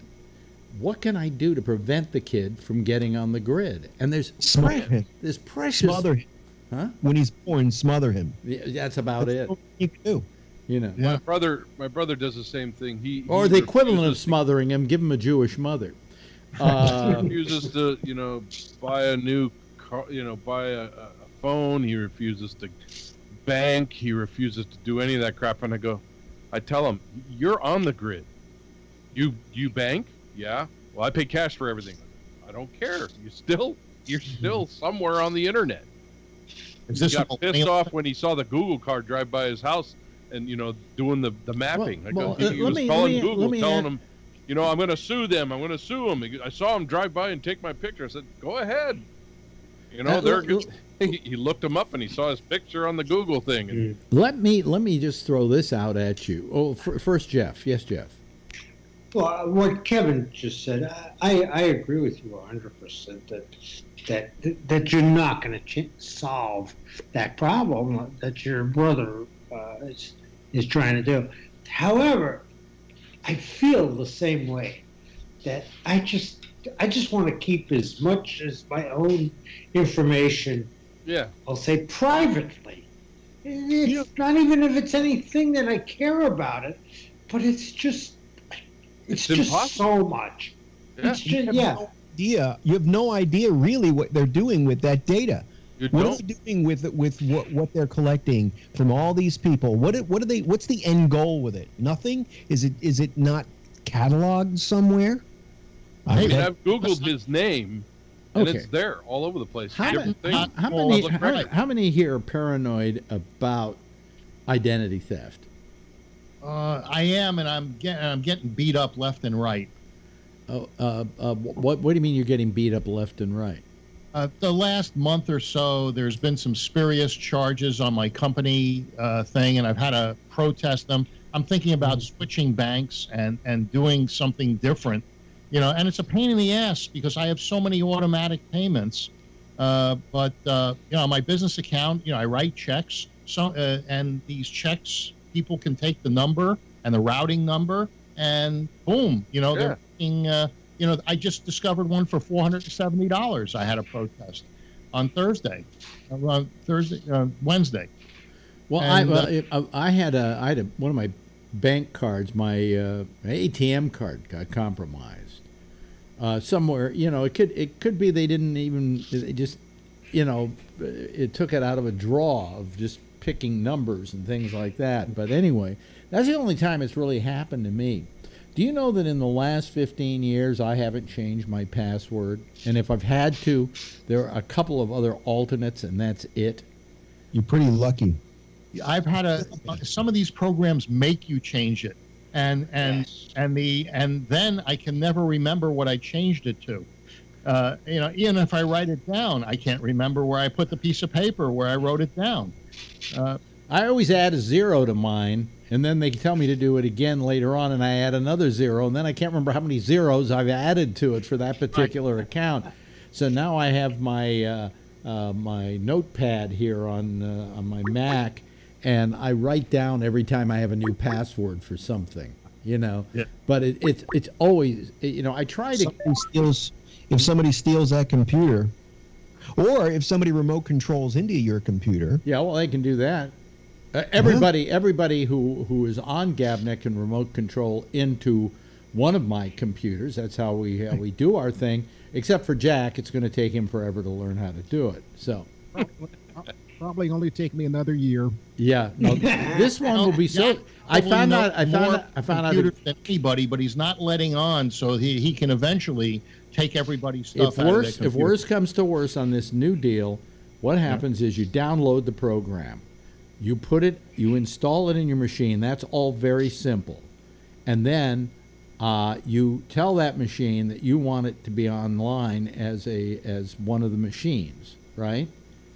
And then I can go on your machine and do all the stuff that needs to be done to get you up and running. Okay. But you probably won't. We probably won't have to. We probably won't have to do that. This new system is so simple. It really, in the end, is no different than the way you were doing it before, and much more accurate and much more flawless. I heard you ask, had anybody done a DNA thing on themselves? And I've actually done 2. Yeah. I did the 23andMe. Mm-hmm. I just sent off the Ancestry one. Well, you sent your blood to the Mormons, or your spit to the Mormons. It'll be interesting to find out if they come I used to work for the Mormons. I worked for Bonneville. Well, you know how Ancestry DNA started is that the Mormon Church for years has had a DNA program to find out that Mormons are pure Mormons or whatever. And so now they've taken this whole technology and are applying it to people sending in their spit. And I sent in my spit to find out I was 99%. To find out I was 99% Jewish. Wow. Hey, Wow. I thought the only thing you needed to do to be a Mormon was tithe 10%. No. I thought that was all religion. Yes, exactly. You have to run a benefit. There's always a lunch involved. But so what did your DNA say, Jack? Well, I did it to confirm some family stories. I didn't I didn't expect any surprises, but I did get one. I had already figured out that I was probably 75% ethnically sub-Saharan African, and probably 25% something else. Well, I was off by 1 percentage point. It came back 74% sub-Saharan African, and the other percentage was split up based on national origin. It confirmed the German part of my family that I already knew about because of people telling stories about how my family originally wound up in Texas. Mm-hmm. And there was a slight trace of Asian, and that was confirmed because I knew part of my one of my dad's great grandfather, I think I got that right, was Chinese and worked on the railroad when they were building it through central Texas, because at that time Chinese men could come to the country, but Chinese women couldn't, because they wanted to have those coolies come work and go home. And if you have women around, they stay and have families, and the next thing you know, you got a whole population. But the real shock turned out I am 20% Irish. And the best I can determine from that, and this is not from any family stories, it's from what I don't know. I know very little about my mother's family, other than what the name was. And the name is an Irish name. You know what would be interesting is if the new one that you just sent off comes back with the same breakdown. Yeah, that's what I'm interested in seeing. Plus, the other one is a little bit more specific about geography. But as Alex knows, or anybody who's read any Southern history, no matter what your ethnic breakdown was, if you were in the South, if you had one drop, just one drop, I say, brothers and sisters, of African blood, you were black. Well, like in the whorehouses in Storyville in New Orleans. I was never there. I was never there, Alex. I never went to any whorehouse in New Orleans when they had an NAB convention. The women, the black hookers were partial. What's the word I'm looking for?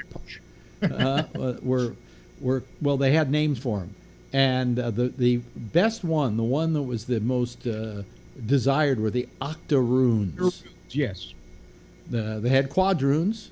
Quadroons, octoroons. Octoroons are 1/8 white, I guess, or 1/8 black. 1/8 black. Yeah, but if you were 1/8 black, you were still black. Yeah, and it was a very, very complicated pecking order about who was. According to the Nazis, if you were a 1/16 Jew, you were Jewish. And that's some pretty strong stuff, man. That's strong blood. Yeah, 1/16. Yeah. Yeah. So they, when they were looking. Well, and they kept records too. Mm-hmm. Yeah, and then, you know, help them keep those records. I think the Russians have them. No, do you know who helped them keep those records? Who created the system for keeping those records? Don't tell me it's IBM. You're absolutely correct. Wow. IBM, Hitler was paying IBM to come up with a system to keep track of all the Jews that they had incarcerated. Hitler was better at that than Trump is with immigrants. Hey, Obama lost 4,000 of them too. By the way, I saw a guy on today.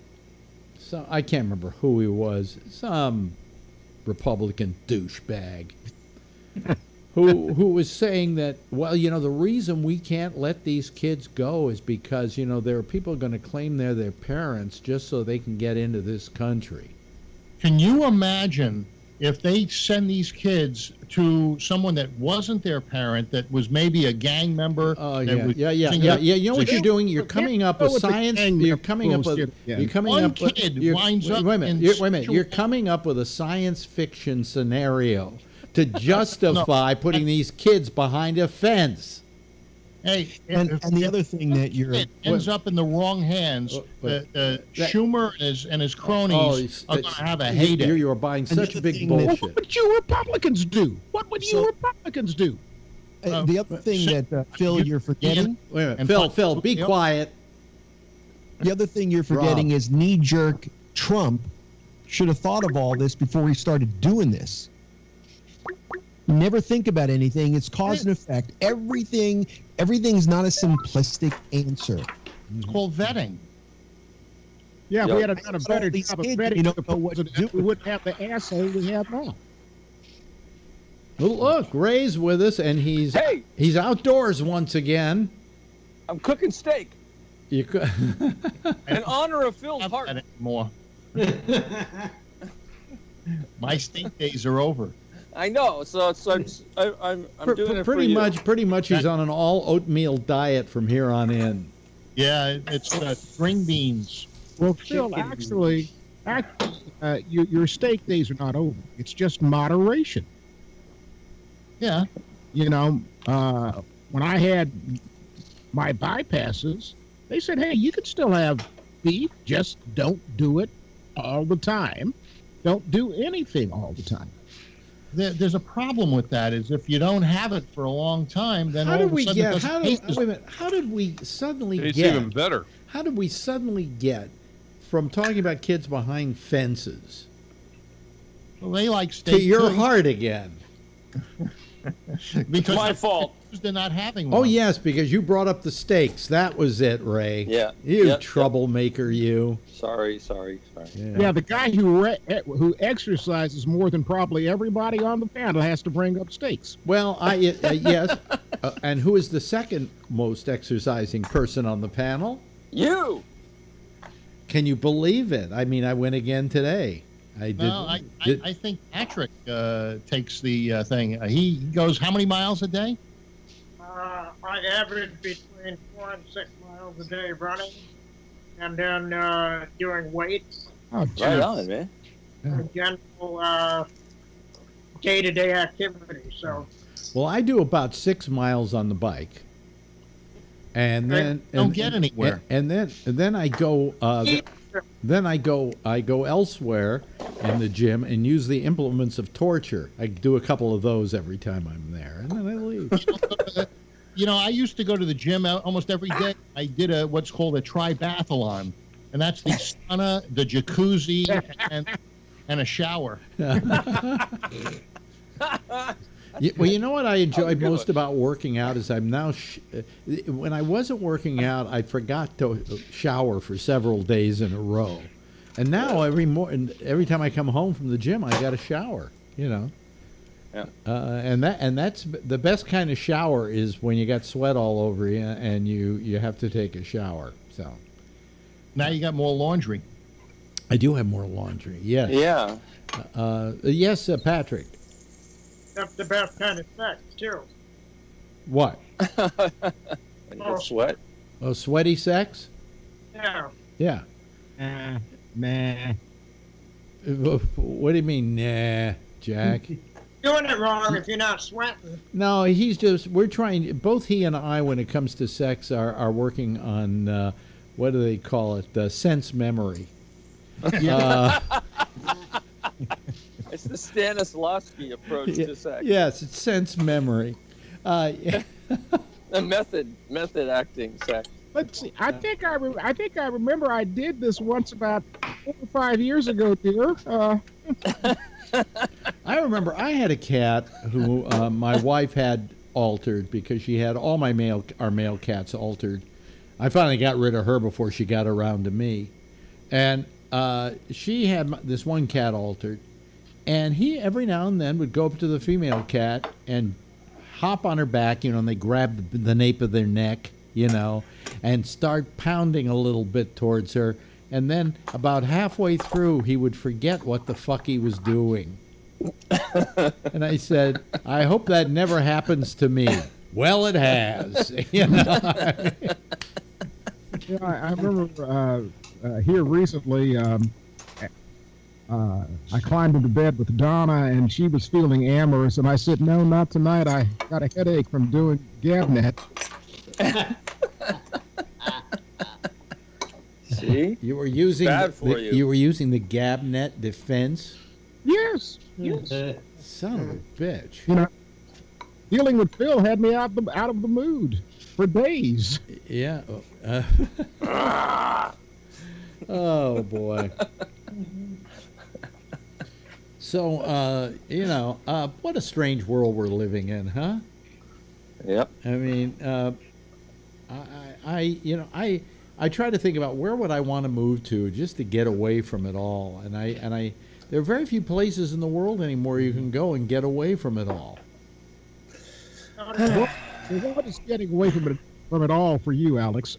I think getting away from it, the true test of whether I got away from it all is when my Apple Watch doesn't work where I am. Huh?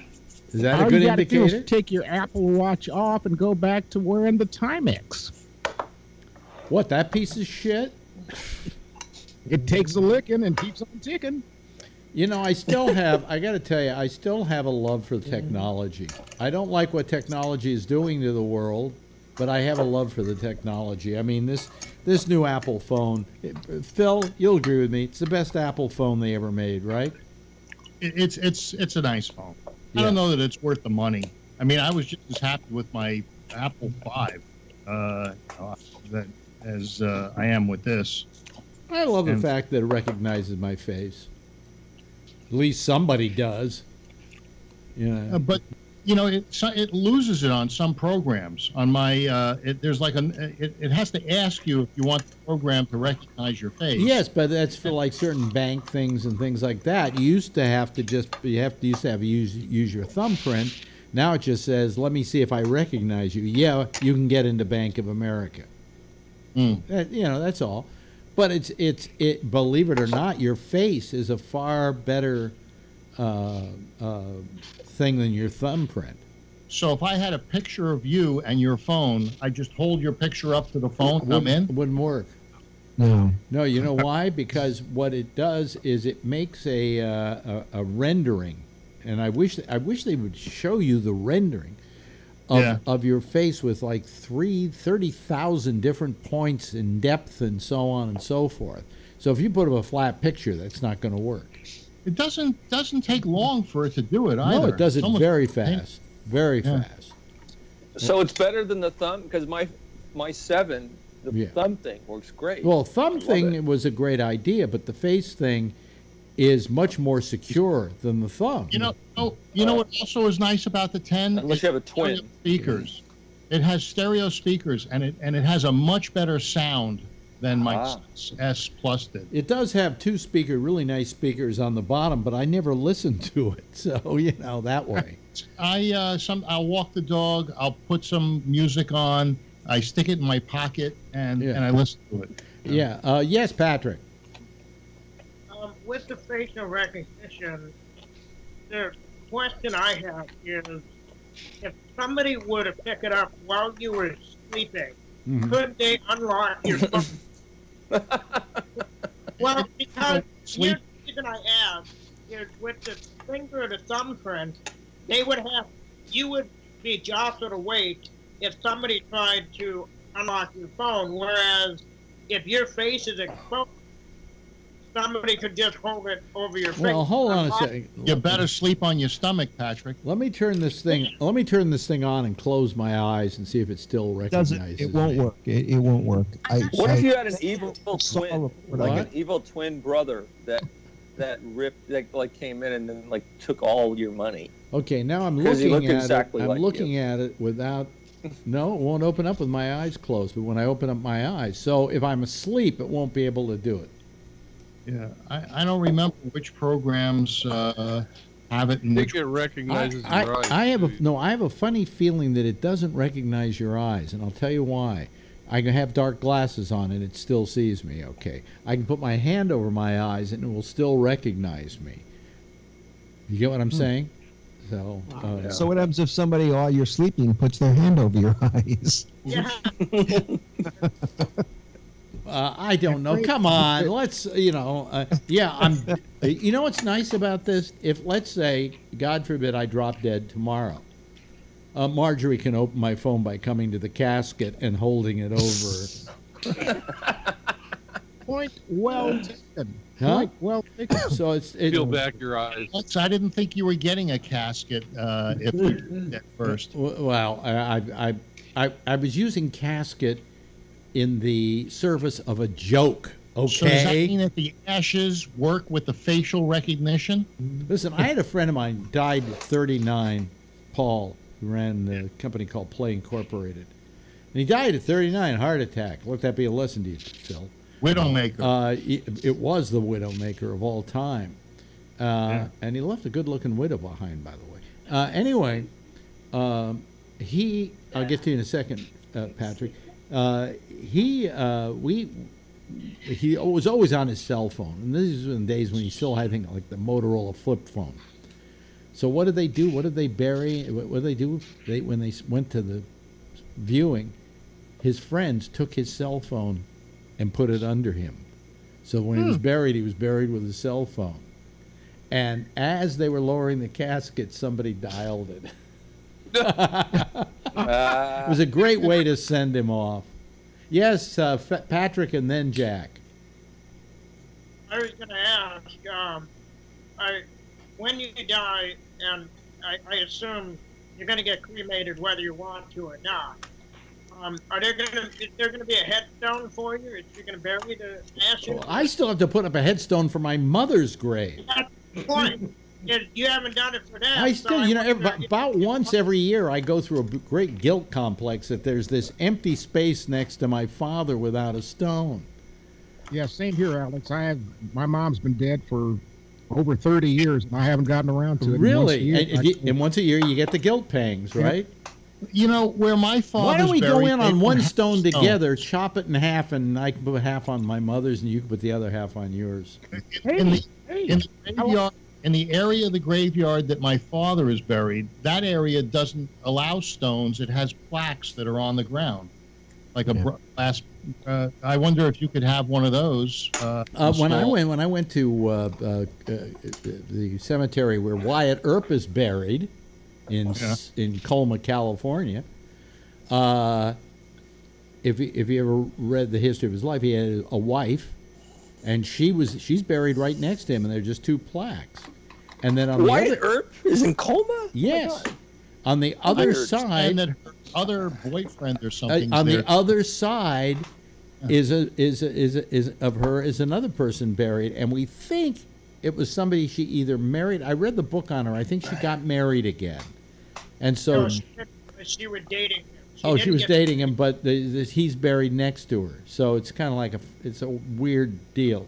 But no, you didn't know that Wyatt Earp was buried near you? No. Yeah. Where is he? Where is he? Holy Cross? No, I can't remember the name of the funeral. Is he Jewish? Was he Jewish? Holy Cross is half No, but his wife was, I think. Holy Cross, Batman. Yeah. That's half a coma right there. But why? This big Jewish cemetery in Colma. Well, you know who spoke at all my relatives. You know who spoke at Wyatt Earp's funeral was Tom Mix. Huh. What happened in his later years, as Earp went out to Southern California and Hollywood, and hung out with movie stars and became a consultant to Western movies.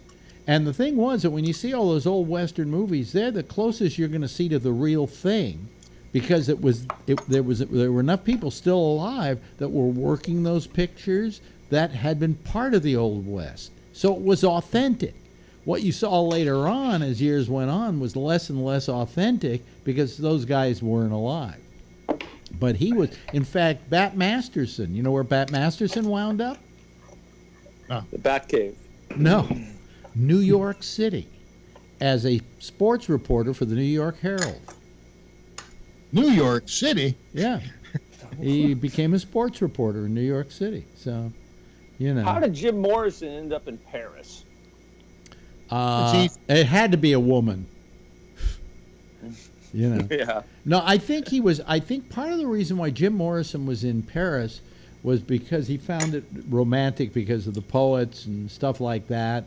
And yeah, he's buried in the same cemetery as maybe Bertolt Brecht. I'm not sure. Paris is the most beautiful city in the world. No, it's not. Wyatt Earp is at Hills You've of never Eternity. been to a lot of other cities in the world. Yes, I have. Based on what? It's a very nice romantic. It's a walking city. The beauty of the buildings. Hey, you know something? I'll hold San Francisco up against Paris anytime. It's not the same. I know, but I'm trying to say to you is you can't say that's the best, most beautiful city in the whole world. Hey, I got to tell you, you ever been to Zermatt, Switzerland? Yes, I have, at a Matterhorn. Yeah, but I have. It's beautiful, but it's not a city like Paris. Well, have you been to Barcelona? Yes, I have. Well, you aren't going to say Barcelona is as wonderful as Paris? Barcelona is different. You know, you've got the La Familia, you've got all of the influence of Gaudi, but Paris, you look at the different bridges, like the Pont 19 and the what's the big? And it's not called the La Familia; it's the Familia something. Alexander. What? And Pont Alexander, which is that bridge that goes from the like Rue George V over to the presidential palace. Now he's giving us a travelogue and showing us how well traveled he is. Yeah, well, you asked. But what I want to know is, what did Phil mean when he says San Francisco wasn't a city like a city? What I said was San Francisco has got some problems. There are conventions that aren't coming here anymore because of all the filth. No. I'm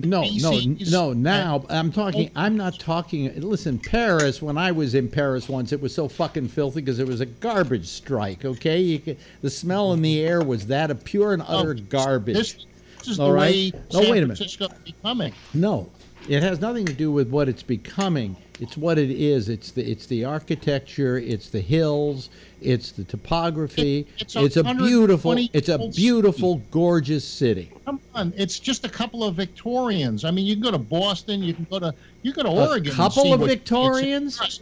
I can show you 20 square miles of nothing but Victorians in San Francisco.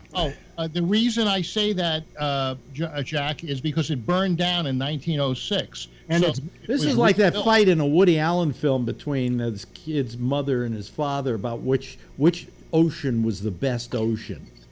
Well, if you want to see a city that is squeaky clean, Zurich. You've been to Dallas, and Dallas is a horrible city. Absolute horrible city. Yeah. Patrick's got his hand up, and then Ray. I know Jeff, because he was in Milwaukee for some time. It ain't a pretty city. It's not anywhere near what the worst city that you're going to talk about could be. It's probably better than Detroit, but there's nothing really significant in Milwaukee, so I don't have any opinion on that. Well, I mean, We could probably come up with ugly cities, but I'm not saying Paris is the most beautiful city in the world. I think it's a beautiful, very beautiful city. But, when you look at the architecture, why did Hitler not destroy Paris? Because it was so beautiful. What do you mean? Wait a minute. He tried to burn down Paris, but the general in charge of Paris wouldn't do it. They surrendered so it wouldn't be destroyed. Right. Yeah, the Vichy government. So don't tell me that he didn't want to destroy Paris. He wanted to burn it to the ground. He looted it, looted it for the art, and when you walk down the streets of Paris, it's gorgeous. There isn't another city that duplicates that large of a city. I think Barcelona is magnificent. Barcelona is nice, but it has areas. I mean, when you look at Paris. And by the way, Barcelona used to be a hellhole when Franco. Has areas. When Franco, listen to me. When Franco hated the Basques, he let that town just get dismally horrible. And after he died, and when the Olympics came, they turned that city around, and it became just gorgeous. I mean, the Barcelona I visited under Franco was an entirely different city that I saw when I went back for the Olympics. And for me, it was mostly one man's influence, and that was Gaudi. No, there are a lot of different. Kurt Gaudi, yeah. Not Kurt. Actually, oddly enough, you've heard the term. That architecture is gaudy. That's really where the term comes from. Is gaudy actually is how the name is pronounced.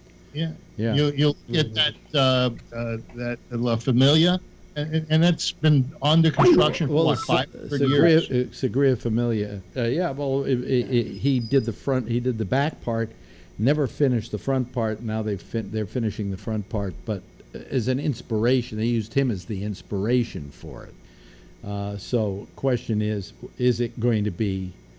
I don't like the front as much as I like the back. The back is just you have beautiful. To look all the little things that are buried in the front. When you look at these holes, and then there's stuff in there. And then there's stuff in that. Well, look. People don't even know what the fuck we're talking about. So look up the Sagrada Familia Sagrada, or whatever it's called, and Gaudi Park. Gaudi Park is another. Park Gael. Park Gael. G-R-U. I just pronounced it, but you weren't listening to me. Park Gael. Oh, Gael. Yeah. Yeah, that's how it's pronounced. Okay. There's apartment buildings there that he designed that are just phenomenal. Yeah. They all look like skeletons. It's amazing. Hey, listen, Rob, so good to hear from you again. Glad to know you kept awake through it. So, we appreciate it. And whenever you can call us, we'd love to hear from you. As always, you're a great addition to any Citizen panel. And we want to, when you get some time, hear your voice again on some new spots. But I just did the 9th and 10th iterations of the what do you call it, the lineup promo, which I added new stuff in the lineup promos. So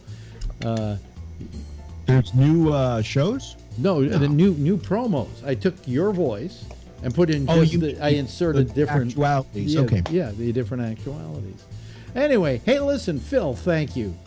Jeff, thank you. Patrick, thank you. Ray, thank you. Rob, thank you. Kevin, thank you. Also, a big thanks to Jack Bishop, who also joined us.